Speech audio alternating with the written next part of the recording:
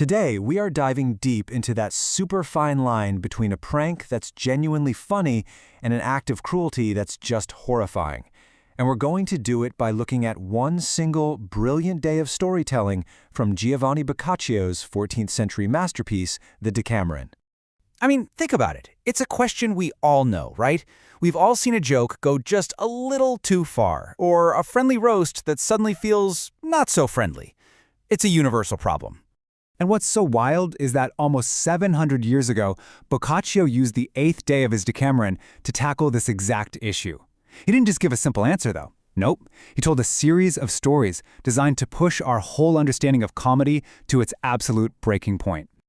Okay, so to really get to the heart of what Boccaccio is arguing, we have to look at two specific stories from day 8. He puts them right next to each other on purpose, and they represent the two absolute opposite poles of a practical joke. The distance between these two stories is just massive. On one hand, you've got Calandrino, this really gullible painter whose friends trick him into thinking he's found a rock that makes him invisible. It's classic slapstick, you know? He gets embarrassed, but he's ultimately fine. But then, on the other hand, you have Elena, a widow who, for a pretty minor social snub, gets subjected to hours of actual physical torture. And you have to understand, this wasn't just some accident. Putting these two tales so close together is Boccaccio's point.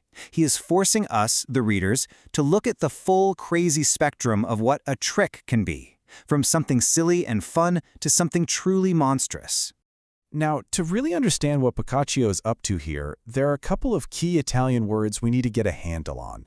So the first word is beffa. This is the main theme of day 8. And a beffa isn't just a joke. It's any kind of trick or prank or clever scheme. And as we've already seen, whether a beffa is good or bad is completely up for grabs. So what fuels every single one of these tricks? It's a quality called ingenio, which basically means cleverness or intelligence. See, Boccaccio isn't really judging intelligence itself. He's asking, what do you do with that intelligence? Do you use it to create some harmless laughter, or do you use it to inflict serious pain? The exact same skill can do both. And here's what made these stories so shocking and powerful for his original audience. Boccaccio invented this new style. This wasn't some fairy tale set in a faraway land. He set these stories on the real streets of Florence with people his readers would have recognized, painters, merchants, priests. He called it comic realism, and it made the consequences of these pranks feel incredibly immediate and, well, very, very real. But it wasn't just about those two extremes we looked at. Boccaccio packs day 8 with a whole range of trickery, just to show how it pops up in every single corner of society. I mean, we see clever financial schemes to get money back, what looks like justified revenge against a sleazy priest, and even a fake magic ritual just to steal a pig.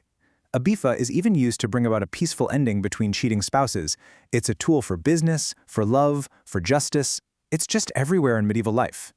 10 different stories all in one day. Each one is like a different case study, a different exhibit in Boccaccio's museum of human cleverness, and all the moral problems that come with it. You can tell he was completely obsessed with this idea. But now we have to circle back to that second story, the one that's just impossible to laugh at. The Scholar's Revenge is where Boccaccio really sharpens his point and holds our feet to the fire. This story, tale number 7, is deliberately placed there to just shatter any easy, comfortable feelings you might have gotten from the funnier stories. It is designed to make you uncomfortable. It forces us to ask some really difficult questions. First, and this is the most obvious one, you have to ask, was the punishment proportional to the crime? This is the fundamental question of justice that Boccaccio puts right at the very center of the story. Just look at this. Her offense? She stood him up. She made him wait outside on a cold night. Yeah, a mean trick, for sure. But his revenge? He lures her onto a tower, traps her there in the brutal July sun, and she is literally burned, bitten by bugs, and dehydrated to the point of collapse. The imbalance here is absolutely staggering. So the next question is a bit more subtle. The person telling the story within the book, she seems to think the scholar was totally justified. But can we really trust her judgment? And this is such a key literary move. The narrator of the story, a character named Pompinia, she totally approves of the revenge. But Boccaccio, the author, is not Pompinia. By having a character endorse this horrible cruelty, Boccaccio is actually inviting us to disagree with her, to question that point of view. It's a really modern technique when you think about it. And that brings us to the most uncomfortable question of all. The scholar, he frames his revenge as a triumph of his cleverness, his ingenio, over a woman's vanity. But is that what it really is? Or is it just a brutal act of violence by a powerful man against a woman, all wrapped up in a fancy intellectual excuse? And we have to remember the context here. Boccaccio was writing in a world where the vendetta, personal revenge, was a real and sometimes even legally accepted social custom. So he isn't just telling some fictional story, he's directly commenting on a very violent part of his own culture. And this is really where it all comes to a head. The scholar gives these long, self-satisfied speeches explaining why his cruelty is justified, and they don't make it better. They actually make it so much worse. The very intelligence he uses to plan and excuse the violence makes the violence itself even more chilling. And in the end, that's the absolute genius of Day 8.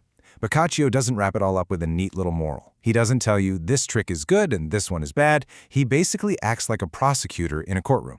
He presents all 10 exhibits, and then he turns to the jury, that's us, and says, all right, what do you think? He leaves us right back where we started, with the same question, but now we're armed with all the complexity and even the horror of his stories. And after 700 years, that question feels just as urgent as ever. So, looking at all this evidence, where do you draw the line?